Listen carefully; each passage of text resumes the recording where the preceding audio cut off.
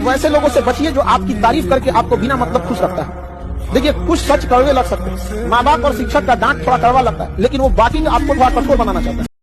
बिना बताए सामने वाले की तकलीफ जानने की कोशिश कीजिएगा, लाइफ टाइम आपकी रिस्पेक्ट करेगा। जिस रिश्ते में बताना पड़ जाए कि जरूरत क्या है या तकलीफ क्या है, तो रिश्ता खींचा जा रहा है, निभाया नहीं जा रहा है। जीवन में ना हमने किताबों से बहुत कम ही सीखा है। जिंदगी में अगर ठोकरें जब सिखाएंगे सब, वो लेसन को रिवीजन करने की जरूरत नहीं पड़ेगी। किताबों से तो सीखिएगा, बहुत कम जरूरत पड़ेगा। सब कुछ हमें खबर है, नसीहत न दीजिए, क्या होंगे हम खराब, जमाना खराब है। ये तपस्या, जब जीवन में कोई तुम्हारे करीब ना हो तो समझ जाना कि तपस्या करने का समय, तपने का समय, गलने का समय है, मिटने का समय है।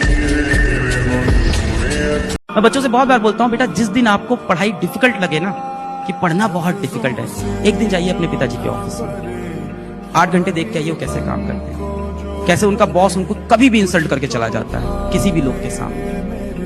डोंट ब्लेम देम कि उन्होंने ये नहीं किया हमारे लिए, बी थैंकफुल कि उन्होंने हमारे लिए इतना किया। आप बहुत लकी हो, आप बहुत लकी हो, आप बस फील नहीं करते हो। हम सबकी दिक्कत ये है ना, हम लोग हमेशा अपने से ऊपर वालों को देखते हैं, अपने से ऊपर वालों को, कभी जीवन में नीचे वालों को देख ही नहीं रहे। अपने माँ बाप को दोष देना बंद करो। उन्होंने जितना सीखा था, अपने सीख के हिसाब से, अपनी पढ़ाई लिखाई के हिसाब से, अपने एक्सपीरियंस के हिसाब से उन्होंने आपके लिए वही किया जो आपके लिए उनको बेस्ट, उनसे जो बन पाया वो आपके लिए उन्होंने किया। आपको कंप्लेंट रहती है मेरे पापा ने मेरे लिए ये क्यों नहीं किया, मेरे पापा ने मेरे लिए ये क्यों नहीं, तभी तुमने देखा था पापा कैसे बाहर जाके काम कर रहे हैं। जरूरतों पे जियो, इच्छाएं कभी पूरी नहीं, सबकी अधूरी है। आप सबके जीवन के जो सबसे गहरे प्रसंग होंगे, आपने पूरी ताकत लगाई होगी कि उससे कोई प्रमाण ना छूटे। कम से कम 2-4 लोगों को देख के दिल आपका आ गया होगा, मोहब्बत हुई होगी, कई चीजें हुई होंगी, और आपने पूरी ताकत लगाई कि एक भी प्रमाण ना छूटे। पहले के लोग प्रेम पत्र जलाया करते थे, आप मैसेज डिलीट करते हैं, आप फोन फॉर्मेट कर लेते हैं। आज से 100 साल के बाद जो आपका इतिहास लिखेगा, अगर वो कसम खा ले कि मैं तो केवल उन तथ्यों से ही लिखूंगा जो मिलेंगे, तो वो आपको सूंघ भी नहीं पाएगा, आपके आसपास भी नहीं जा पाएगा। जब भी तुम बाहर जा कहते हो हम ये करेंगे, हम मर्सिडीज खरीदेंगे, हवा, तुम कष्ट दे रहे हो दूसरों को। तुमको लग रहा है लोगों को अच्छा लगेगा, लोग हमें अप्रिशिएट करेंगे, लोग प्रमोट करेंगे, कोई नहीं करेगा। तुम चाहते हो कि अगर ये समाज तुम्हारा समर्थन करे तो थोड़ा सा पागल बन जाओ।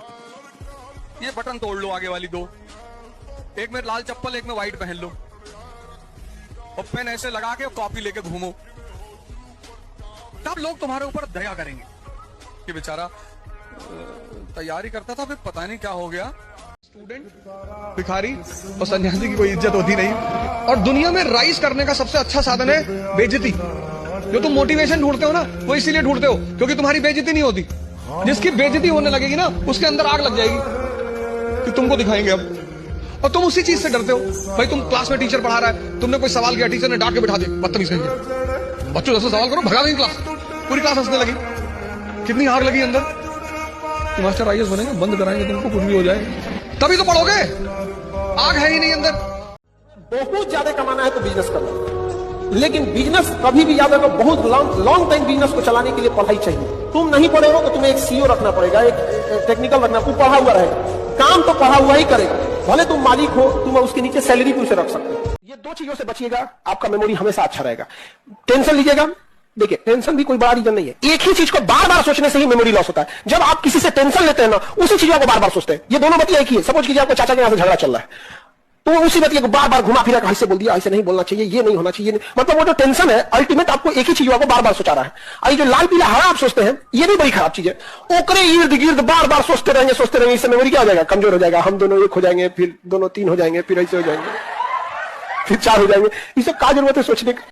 तुम्हारी शादी होगी तो चौथे दिन तुम्हारी वाइफ कहेगी मैं जा रही हूँ घर, पापा की याद आ रही। और अगर तुमने पैर पकड़ा कि अरे ऐसे कैसे तुम चली आओगी, आसमान से सूरज गायब हो जाएगा, तो उसको मैसेज मिल गया कि ये इसलिए उसने तुमसे कहा मैं घर जा रही हूँ, तुमने टिकट निकाला कि ये ले एयर इंडिया, और सुबह 8:30 बजे की फ्लाइट जा। मैं 10 दिन बाद आऊंगी, तू 10 साल बाद आ आराम से।